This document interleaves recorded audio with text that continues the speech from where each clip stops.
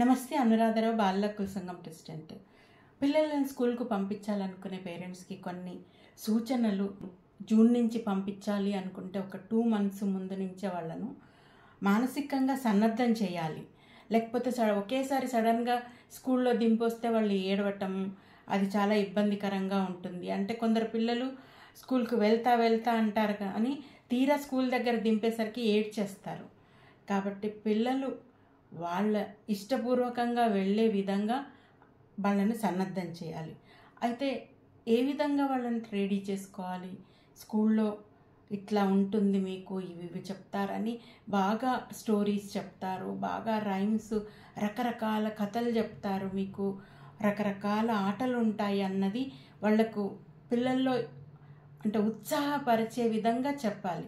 చెప్పినప్పుడు మేము స్కూల్లో ఇవి ఆడుకోవచ్చు, ఇవి ఆటలు ఉంటాయి, ఈ పాటలు ఉంటాయి, ఈ రైమ్స్ ఉంటాయి అని హ్యాపీగా వెళ్ళిపోతారు. అట్లాగే వాళ్ళ మీద అరవకుండగా లేపడం ఇప్పటి నుంచే మీరు ప్రాక్టీస్ చేయండి. మామూలుగా పేరెంట్స్ అరిచేస్తారు లేవకపోతే, ఇంకా ఇంతసేపు పడుకున్నావు, లేవేంటి అని గబగబా వాళ్ళ పైన అరవటం కాదు. ఫస్ట్ లేపేటప్పుడే వాళ్ళను ప్లెజెంట్గా ఎప్పుడైతే పిల్లలు లేస్తారో వాళ్ళు హ్యాపీగా ఉంటుంది వాళ్ళ మూడు.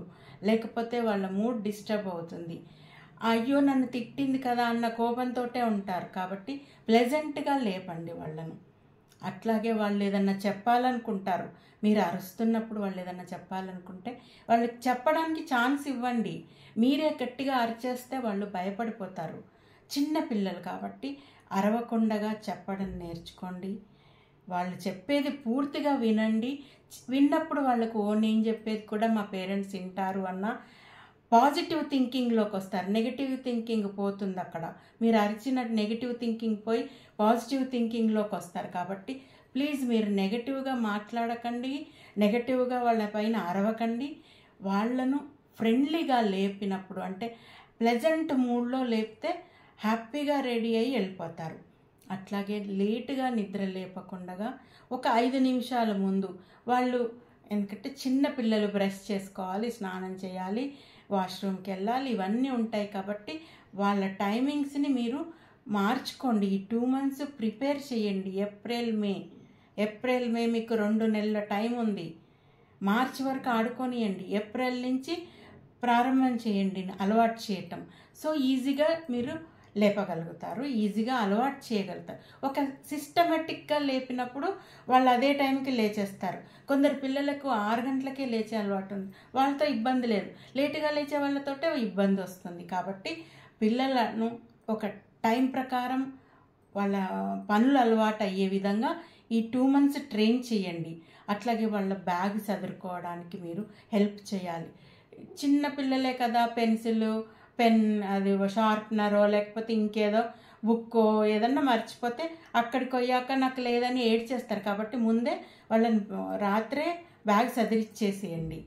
చిన్నపిల్లలు కొంచెం తెలిసిన వాళ్ళైతే వాళ్ళకి చెప్తే వాళ్ళే సదిరేసుకుంటారు. అట్లాగే వాళ్ళ వెళ్ళే ముందు చిన్న హగ్ ఇవ్వండి. హగ్ ఇచ్చినప్పుడు హ్యాపీ మూడ్తో వాళ్ళు స్కూల్కి వెళ్ళిపోయి డే అంతా హ్యాపీగా గడుపుతారు.